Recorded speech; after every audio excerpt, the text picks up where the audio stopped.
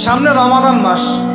রমজান মাস আসলে আমরা মাশাআল্লাহ পরিপূর্ণ মুসলিম হওয়ার চেষ্টা করি, কিন্তু সারা বছর এটা ধরে রাখতে পারি না।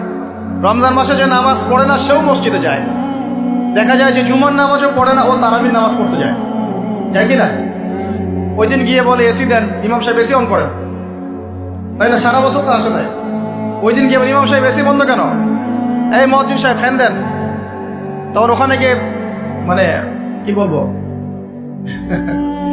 হ্যাঁ পাতক করি ঘরে আর যাক। তারপরেও যে মসজিদে আসছে, আমরা দোয়া করি আল্লাহ হেদায়েত দান করুন।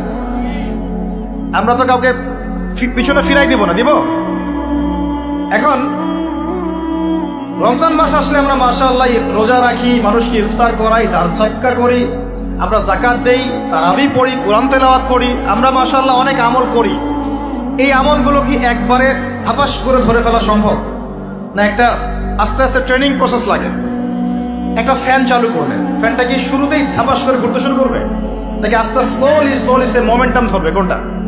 আস্তে আস্তে সে গতি পাবে না, ধীরে ধীরে গতি পাবে। ঠিক শাবান মাসে এত বেশি রোজা রাখা, ইবাদত করার অর্থ কি? যাতে রমজান মাসে আপনি পরিপূর্ণ ইবাদত করতে পারেন। বুঝতে পারছেন কথা?